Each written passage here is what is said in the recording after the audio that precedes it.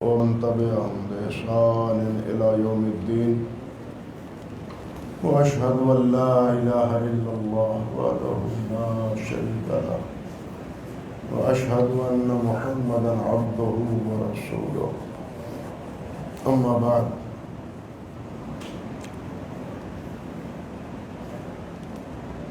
محترم حضرات،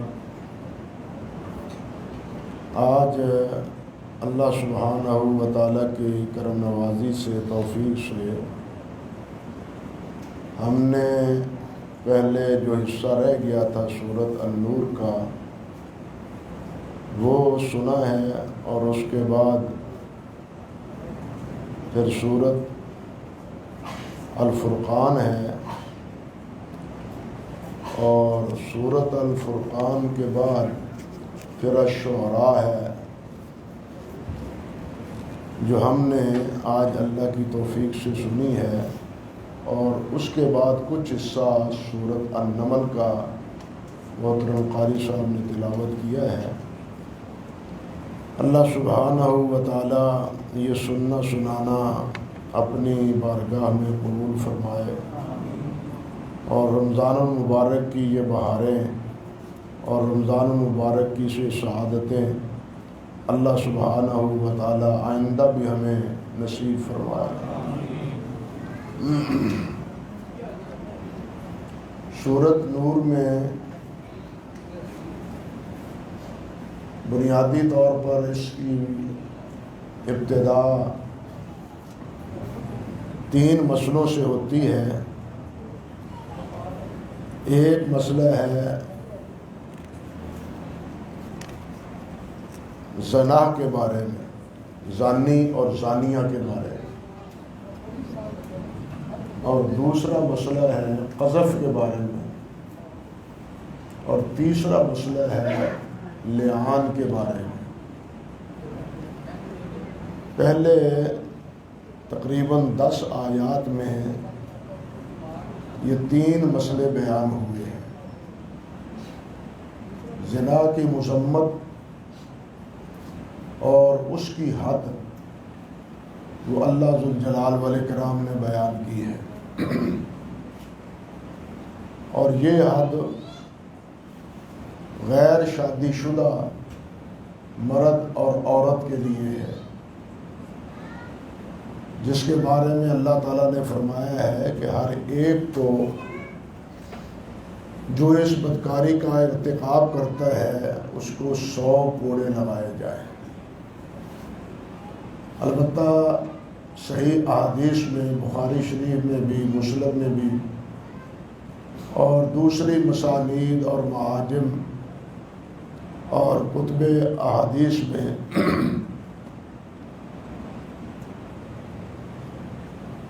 شادی شدہ مرد اور عورت کے اس جرم کے ارتکاب پر انہیں سنسار کرنے کا اللہ رب العزت کے پیارے پیغمبر نے عمل بھی کیا ہے اور حکم بھی فرمایا ہے۔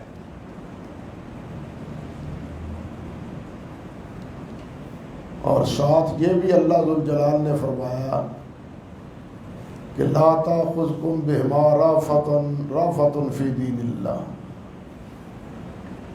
اللہ کے اس دین کے بارے میں تمہارے دلوں میں کوئی نرمی، رافت یہ نہیں ہونی چاہیے۔ جو اللہ نے فیصلہ فرمایا ہے اور اس جرم کے جو مرتکبین ہیں ان کے بارے میں تمہارے دلوں میں کوئی رافت نہیں ہونی چاہیے، انہیں یہ سزا بہر صورت دینی چاہیے۔ دوسرا مسئلہ ہے قذف کا، کہ جو کسی پر جھوٹی تہمت لگاتا ہے،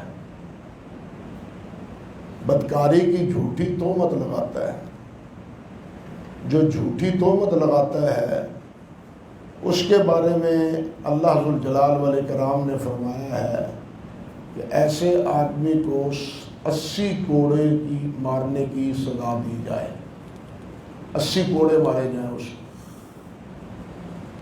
اور تیسرا مسئلہ ہے لعان کا،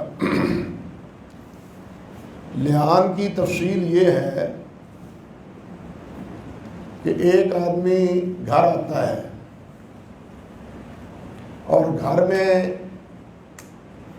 اپنی بیوی کے ہاں کسی غیر محرم کو ناجائز مسئلے میں الجھا ہوا محسوس کرتا ہے. اس کی چارپائی پر، اس کے بستر پر، اس کے گھر میں کمرے پر، وہ دونوں ایک جگہ اکٹھے ہیں.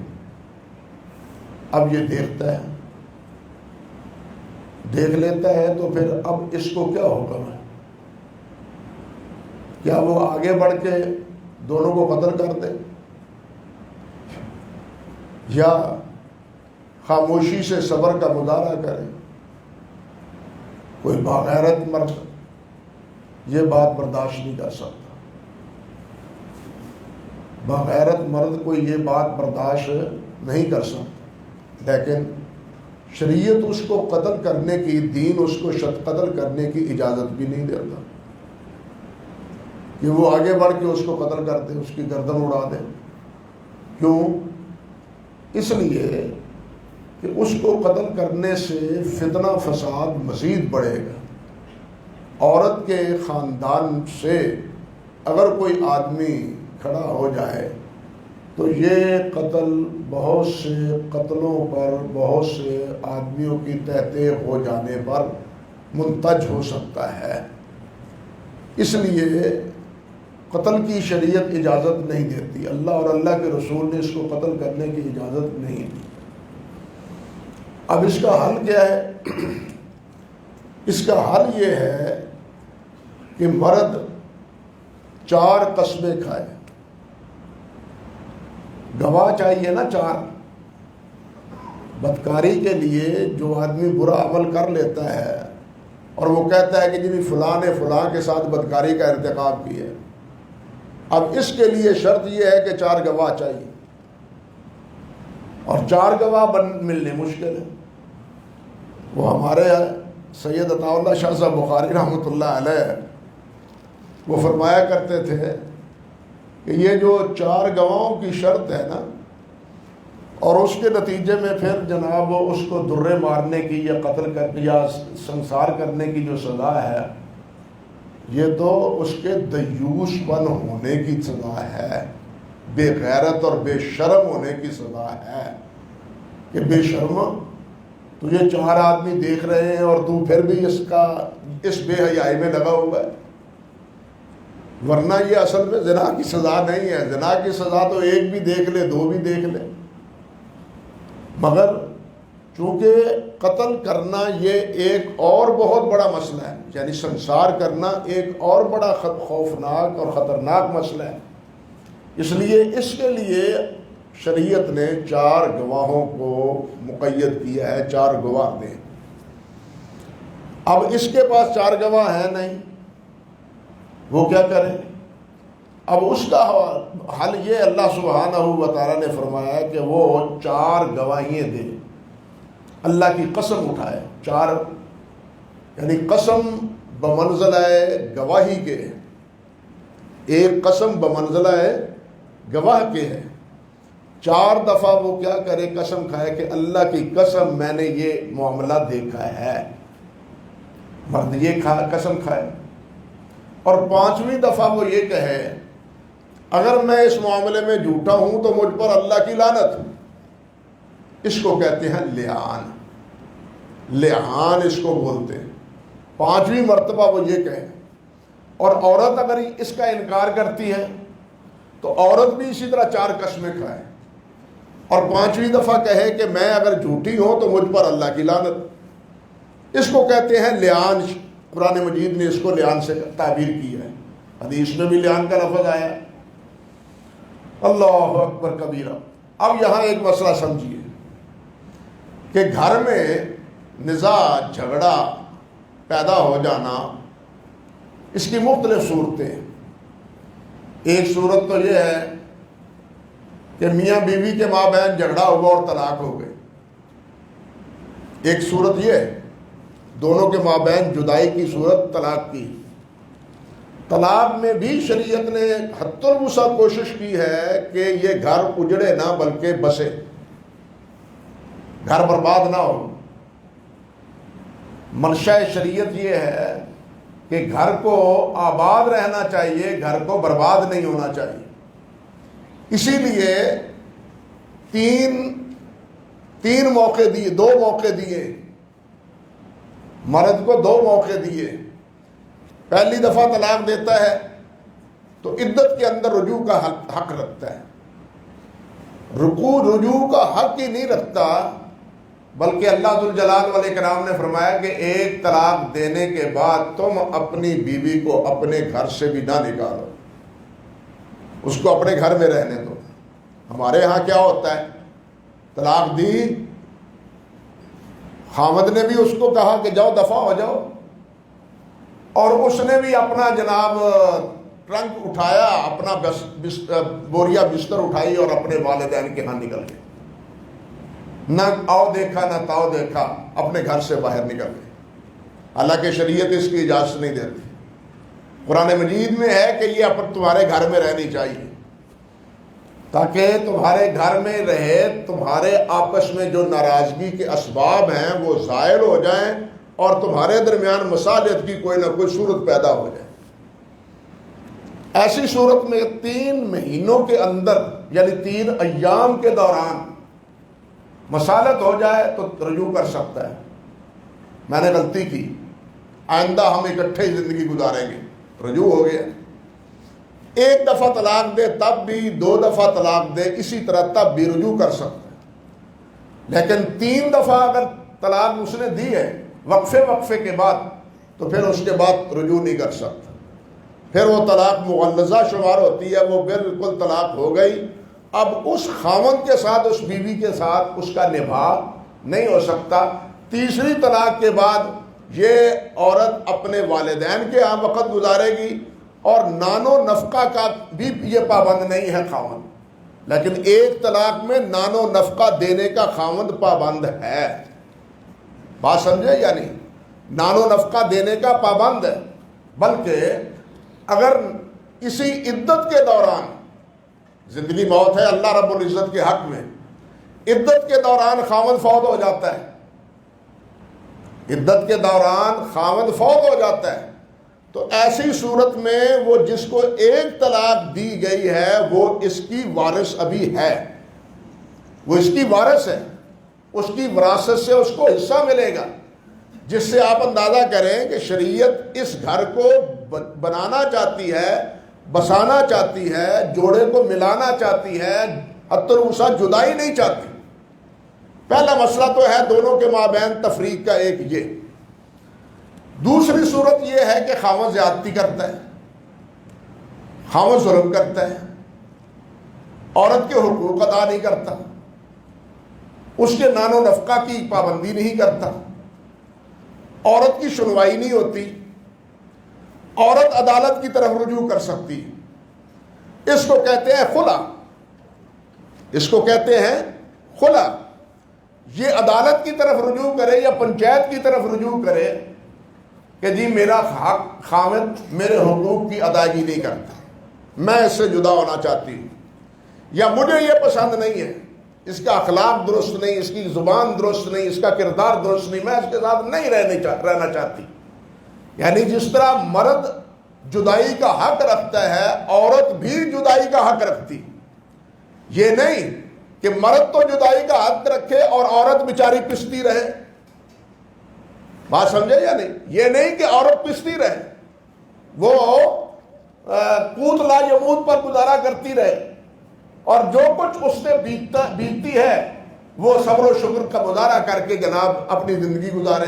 نہیں، اگر وہ جدا ہونا چاہتی ہے، وہاں نہیں رہنا چاہتی، تو اس کا بھی ایک حق ہے، اور وہ یہ کہ عدالت کی طرف رجوع کرے، اور ایسی صورت میں جو حق مہر خاوند نے دیا ہے وہ حق مہر خاوند کو واپس کرے۔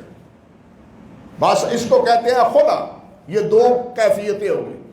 تیسری صورت ہے یہ کہ اس کی لعان کی، طلاق میں 2 طلاقیں دی گئی ہوں تو رجوع ہو سکتا ہے، تیسری کے بعد رجوع نہیں ہو سکتا۔ ہاں البتہ تیسری طلاق کے بعد وہ عورت کہیں اور نکاح کرے، وہاں بسے، زندگی گزارے اتفاقاً، پھر اس میاں بیوی کے مابین اختلاف رونما ہوتا ہے اور وہ خاوند بھی اس کو طلاق دے دیتا ہے، تو ایسی صورت میں اب وہ پہلے خاوند سے دوبارہ نکاح کر سکتی ہے۔ بات سمجھے؟ اسی طرح خلا کی صورت میں عدت گزرنے کے بعد وہ اپنے پہلے خاوند کے ساتھ نکاح کر سکتی ہے، لیکن لعان کی صورت میں وہ خاوند دوبارہ اپنے خاوند سے نکاح کر سکتی نہیں، یا نہ مرد رجوع کر سکتا ہے نہ عورت اپنے خاوند کے ساتھ اس کا نبھا ہو سکتا ہے۔ لعنت کا مطلب یہ ہوتا ہے کہ تیرے اوپر اللہ سبحانہ و تعالیٰ کی لعنت اور پھٹکار ہو اور تو اللہ ذوالجلال کی کرم نوازی سے دور ہو۔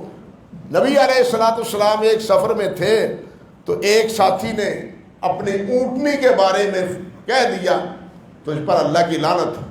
نبی علیہ السلام نے فرمایا کہ اس سے اپنا سامان اتارو، چھوڑ دو اس کو، اب یہ تمہارے استعمال کے قابل نہیں رہی۔ ہم اپنی زبان سے اپنی اولاد کو لعنت لعنت لعنت کرتے رہتے ہیں، لیکن غور کیجئے کہ اس کا وبال کیا ہے۔ نبی علیہ السلام نے اس اونٹنی پر دوبارہ سوار ہونے اور اس کو اپنی خدمت کے لیے رکھنے کے لیے اجازت نہیں دی، جس اونٹنی پر نبی علیہ السلام نے سنا کہ اس پر اس کے مالک نے لعنت کی۔ یہ لعان اتنی بری بات ہے، یعنی لعنت بھیجنا اتنا برا عمل ہے۔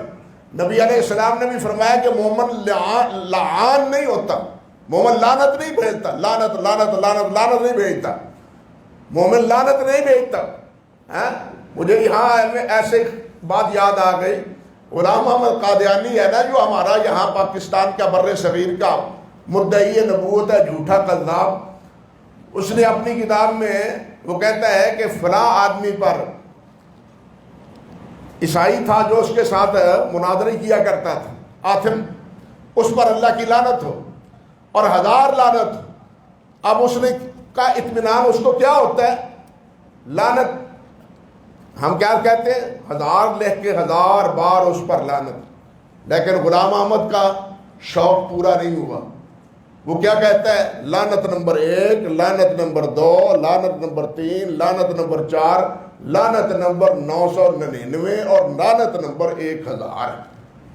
آپ اندازہ کریں، نبی علیہ السلام تو فرماتے ہیں مومن لعان نہیں ہوتا، لعنت نہیں بھیجتا، یہ ایک آدمی کو 1000 بار لعنت بھیجتا ہے اور اس کا شوق پورا نہیں ہوتا جب تک وہ 1 2 3 4 5 1000 دفعہ پورا نہیں کر لیتا۔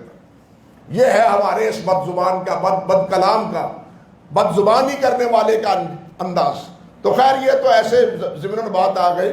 عرض کرنے کا مقصد یہ تھا کہ جس کے ساتھ لعان ہو اس کے ساتھ میاں بیوی پھر دوبارہ اثر نو زندگی گزارنے کے مجاز نہیں ہے۔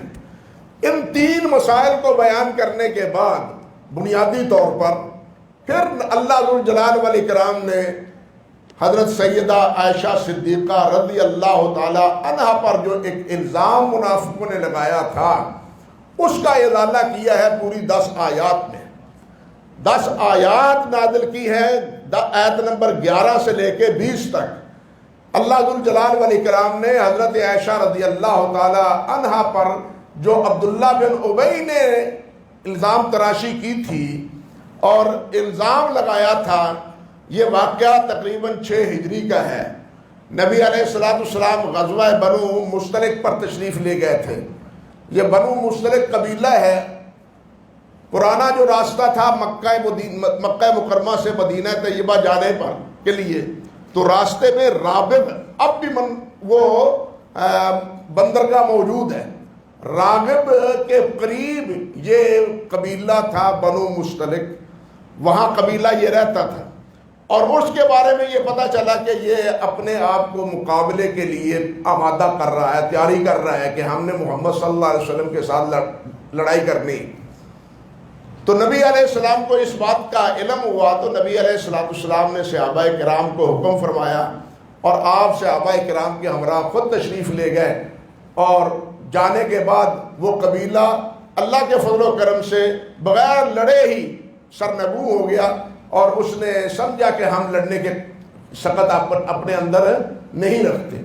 تو واپسی پر بہت سے واقعات ہوئے اس کے دوران، لیکن اصل مقصد یہ ہے کہ واپسی پر جس طرح خود حضرت سیدہ عائشہ صدیقہ رضی اللہ تعالی عنہ بیان فرماتی ہیں کہ رات کو ہم نے ایک جگہ پڑاؤ ڈالا، پڑاؤ ڈالنے کے نتیجے میں ہوا کیا کہ میں وہاں بیٹھی، ہودج جو اونٹوں پہ رکھا جاتا تھا اس کو پردے کی آیات نازل ہو چکی تھی، اور اس ہودج کے جب ہم جاتی تھی تو سالم ہودج کو اونٹنی سے اتار کے رکھا جاتا تھا نیچے، عورت یا خاتون وہ اس طرح علیحدہ نہیں سی اترتی، بلکہ ہودج کو ہی اٹھا کے یعنی نیچے اونٹ کے رکھ دیا جاتا، اور پھر وہ اگر عورت نے کوئی نکلنا ہو اپنی ضرورت کے لیے، قضاء حاجت کے لیے، تو وہ عورت مردوں سے علیحدہ ہو کے قضاء حاجت کے لیے آنا جانا کرتی تھی۔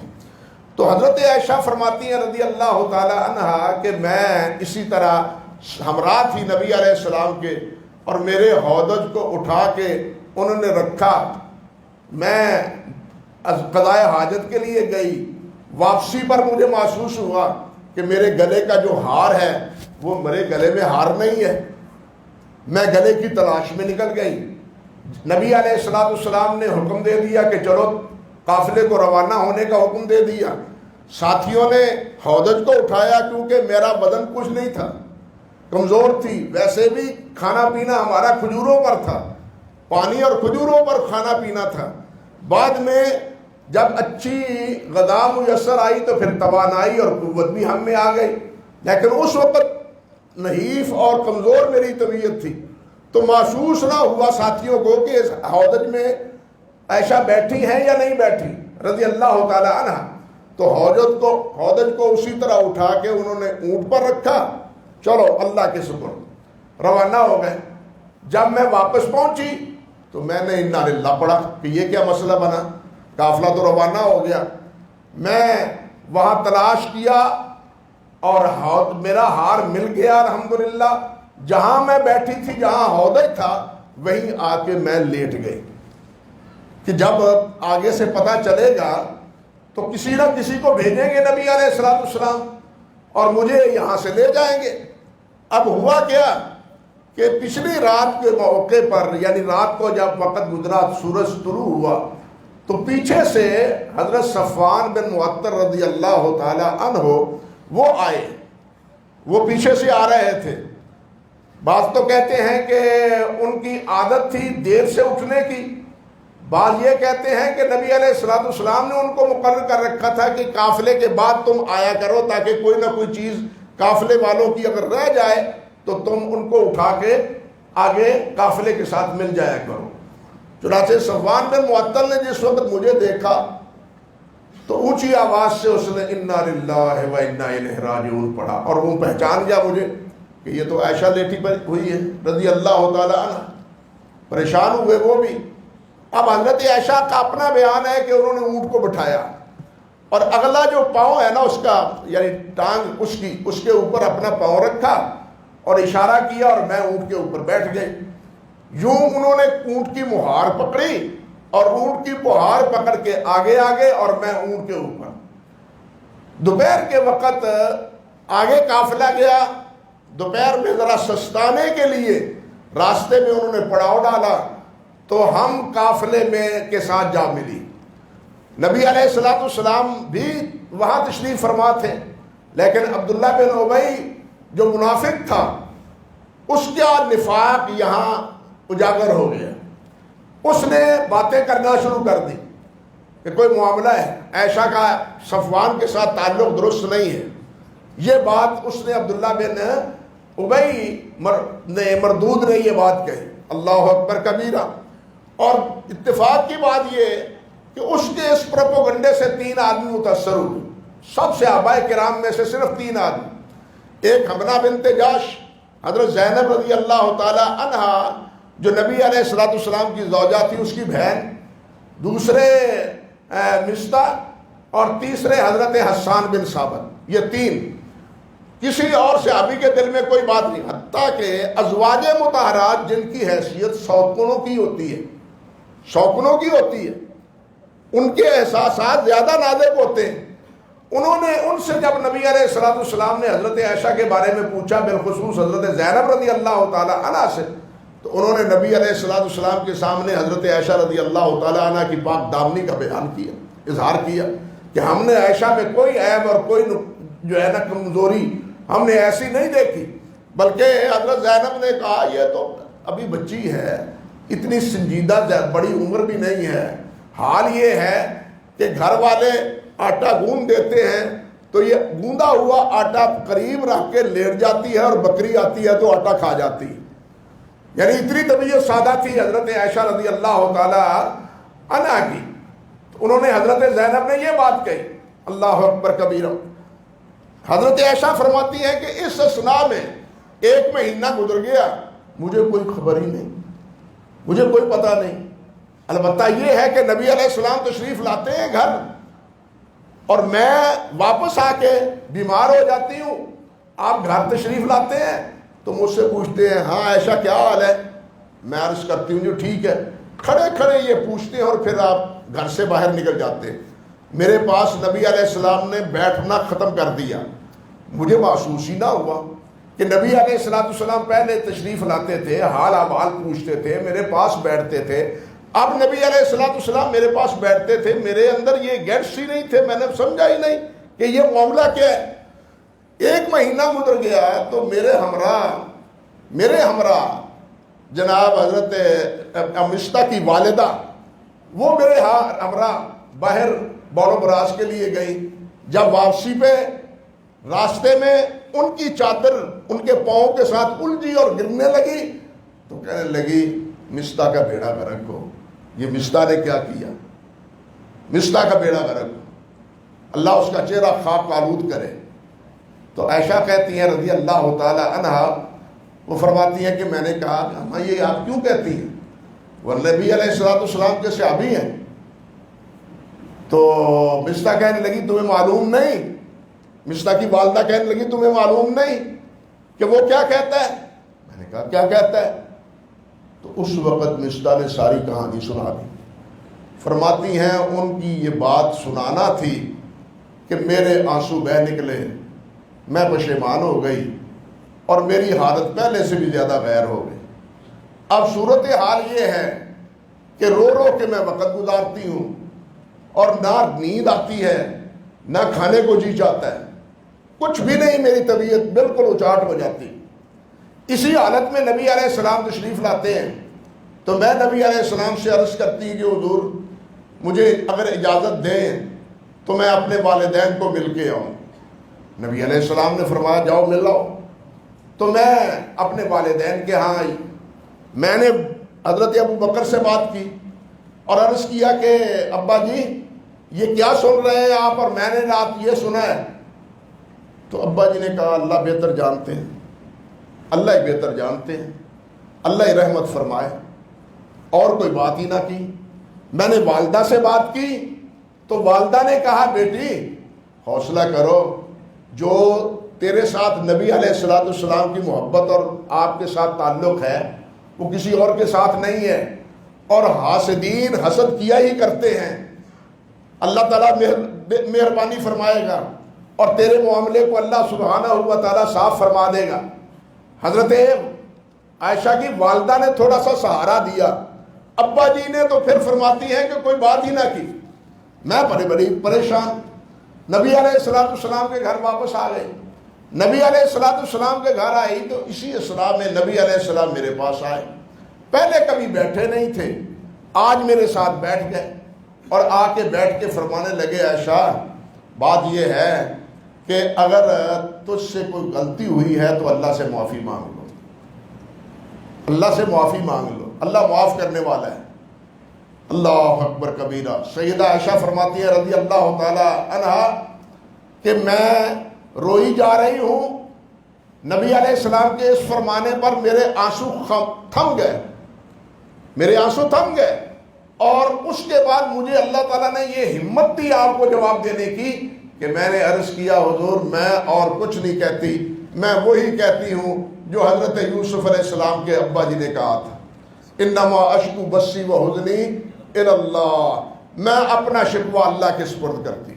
فرماتی ہے کہ ہم اسی حالت میں تھے کہ نبی علیہ السلام کی حالت جو ہے نا وہ غیر ہو گئی، یعنی وہ کیفیت طاری ہو گئی جو نبی علیہ السلام پر وحی نازل ہونے کی وقت ہوتی تھی، اور سردیوں کے دن ہیں اور نبی علیہ السلام کے رخ انور اور جسم اطہر وہ کیا ہے، پسینے سے شرابور ہو رہا ہے۔ تو میں سمجھ گئی کہ آپ پر وحی نازل ہو رہی ہے۔ وحی نازل ہونے کے بعد نبی علیہ السلام کی جب کیفیت بدلی تو نبی علیہ السلام نے فرمایا عائشہ تمہیں مبارک ہو، اللہ ذوالجلال نے تمہاری برات کا اظہار فرمایا ہے، اللہ نے تمہاری برات بیان کی۔ میں نے کہا، میں نے سوچا کہ اللہ نے کیسی برات کی؟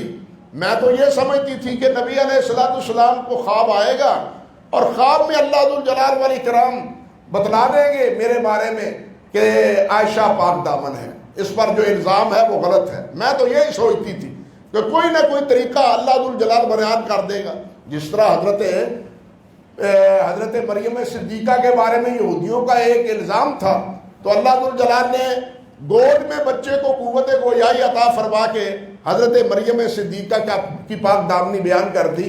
اسی طرح کوئی نہ کوئی سبیل اللہ ذوالجلال نبی علیہ السلام کو اس کا اظہار فرما دیں گے اور آپ میری پاک دامنی کا اعلان فرما دیں گے۔ میرے تو خواب و خیال میں بھی نہ تھا کہ اللہ سبحانہ و تعالی قرآن بنا کے میری پاک دامنی کا نازل فرمائیں گے اور یہ قرآن میری پاک دامنی کا ممبر و محراب پر قیامت تک پڑھا جاتا رہے گا۔ میں کبھی سوچ نہیں سکتی تھی۔ اللہ اکبر کبیرہ۔ تو اس نبی علیہ السلام نے جب یہ بات فرمائی تو حضرت ابو بکر رضی اللہ تعالی عنہ نے فرمایا کہ اٹھو عائشہ، نبی علیہ السلام کا شکریہ ادا کرو۔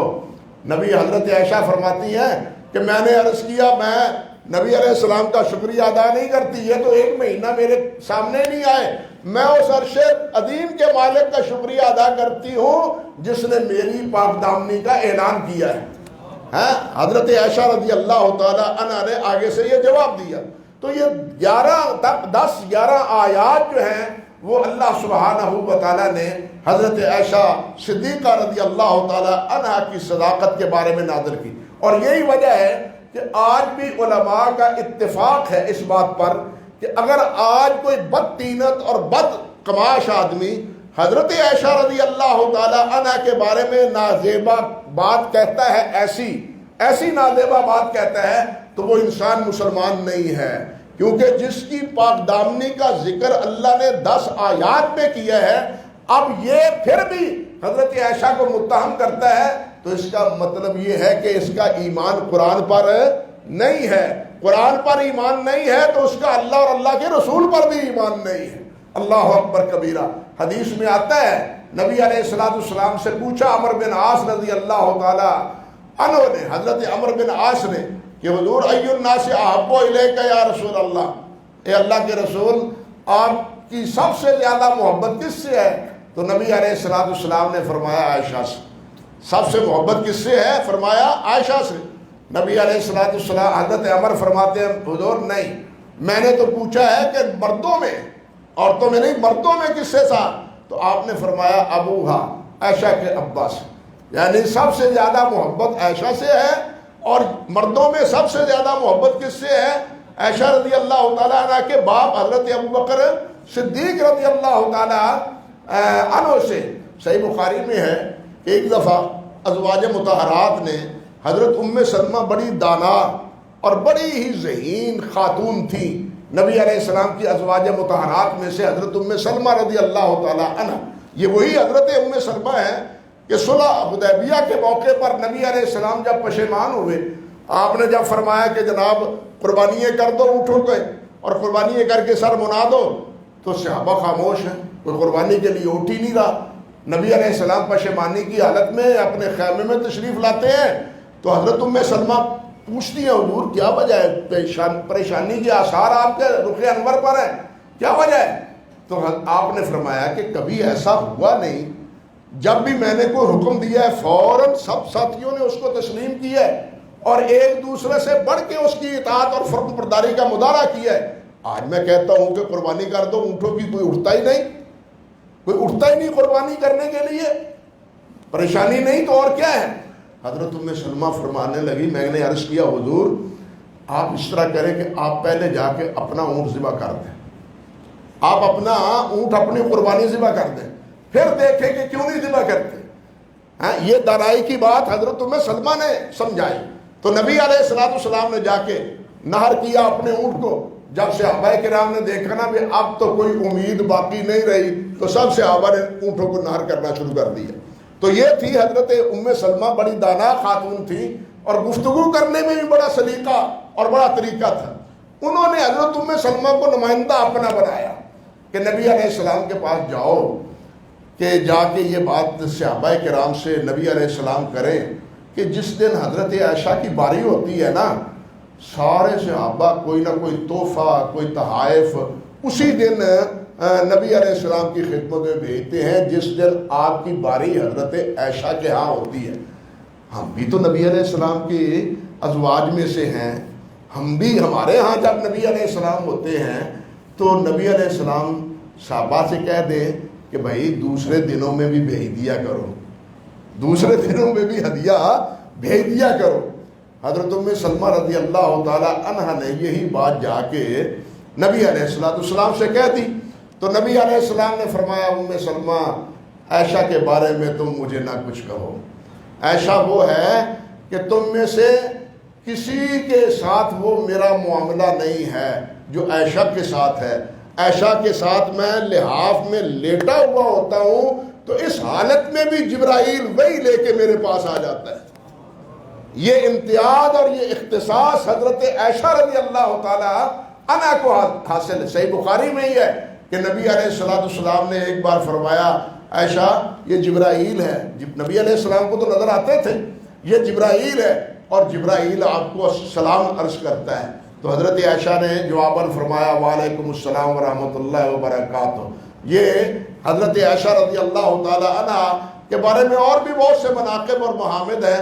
مقصد عرض کرنے کا یہ ہے کہ اس سورت کی ابتدا حضرت عائشہ رضی اللہ تعالی عنہ کی پاک دامنی سے اس کی ابتدا ہوتی ہے، اور اس واقعہ سے پہلے 3 مسئلے اللہ ذوالجلال نے بطور تمہید کے، یوں سمجھنا چاہیے کہ بطور تمہید کے، بنیاد کے بیان کیے ہیں کہ میاں بیوی کے مابین جو مسائل پیدا ہوتے ہیں بدکاری کے حوالے سے، قذف کے حوالے سے، لعان کے حوالے سے، تو اس کے بارے میں مسئلہ کیا ہے، اور اس کے بعد پھر اللہ سبحانہ و تعالیٰ نے یہ حضرت عائشہ صدیقہ رضی اللہ تعالیٰ عنہا کی پاک دامنی کا اللہ نے ذکر فرمایا ہے۔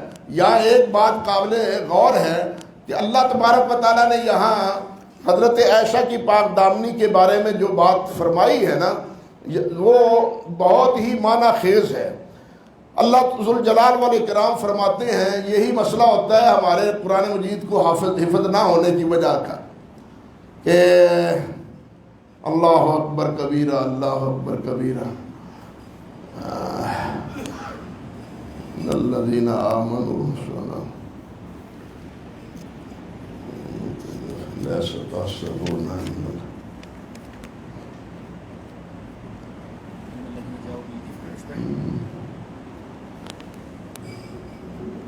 ولولا إذ سمعتموه بخير وبركة الشيطان اللہ ذوالجلال نے یہاں فرمایا ہے کہ جب یہ یہ آ گیا، یہ ولولا اذ سمعتموه قلتم ما يكون لنا ان نتكلم بهذا سبحانك هذا بهتان عظیم۔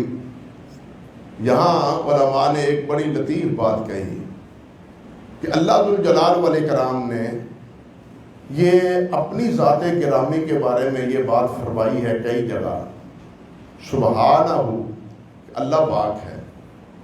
اللہ پاک ہے کس سے؟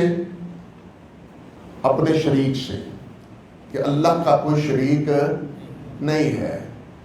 یہ لفظ کئی بار قرآن مجید میں اللہ ذوالجلال کے بارے میں استعمال ہوا ہے کہ اللہ پاک ہے، ہر عیب سے پاک ہے۔ اور سب سے بڑا عیب اللہ کے بارے میں کیا ہے کہ اللہ کے ساتھ کسی کو شریک بنایا جائے۔ یہاں سیدہ عائشہ رضی اللہ تعالی عنہ کی پاک دامنی کا تذکرہ کرتے ہوئے اس اللہ ذوالجلال والاکرام کی اسی صفت کا تذکرہ اللہ نے فرمایا ہے کہ تم نے یہ کیوں نہیں کہا ما یکون لنا ان نتکلم بہذا، ہمارے لیے لولا اس سمعتموہ، جب تم نے یہ سنی بات تو تم نے کیوں نہیں کہا یہ بات کہ ما یکون لنا ان نتکلم بہذا، ہم تو اس بات کو زبان پر لا ہی نہیں سکتے، ہم یہ بات کہہ ہی نہیں سکتے، ہماری زبان پر یہ بات آتے ہی کیوں نہیں؟ اور کیوں نہیں تم نے کہا سبحانک، اللہ تو پاک ہے، ھذا بہتان عظیم، یہ بہت بڑا بہتان ہے حضرت عائشہ رضی اللہ تعالیٰ عنہ، یعنی اللہ ذوالجلال نے صحابہ کرام رضوان اللہ علیہ اجمعین سے فرمایا کہ تم نے یہ بات کیوں نہیں کہی، تمہیں کہنی چاہیے تھی کہ اللہ پاک ہے، جس طرح اللہ پاک ہے عائشہ بھی اس جرم سے پاک ہے، عائشہ بھی اس جرم سے پاک ہے، اور جو عائشہ رضی اللہ تعالیٰ عنہ کو متہم کرتے ہیں وہ کیا ہے؟ سبحانک ھذا بہتان عظیم، یہ عظیم بہتان ہے حضرت عائشہ رضی اللہ تعالیٰ عنہ۔ اللہ اکبر کبیرہ، اس سے آپ اندازہ کریں کہ اللہ ذوالجلال والاکرام نے کیا حضرت عائشہ کی منقبت ان آیات میں بیان فرمائی ہے۔ تمام صحابہ کرام رضوان اللہ علیہ اجمعین کے مقام اور مرتبے کو ہمیں سمجھنے کی توفیق عطا فرمائے۔ مسائل تو سب ہوتے ہیں بہت سارے، ہر آیت کے تحت کوئی نہ کوئی مسئلہ اہم ہوتا ہے، لیکن یہ ایک تفصیل طلب ایک مسئلے کی بھی نوعیت تھی، اور حضرت عائشہ رضی اللہ تعالی عنہ کی عظمت کے حوالے سے بھی میں نے مناسب سمجھا کہ آج موضوع درس کا یہی اختیار کیا جائے۔ اللہ سبحانہ و تعالی ہمیں قرآن سمجھنے کی، قرآن پر عمل کرنے کی توفیق عطا فرمائے۔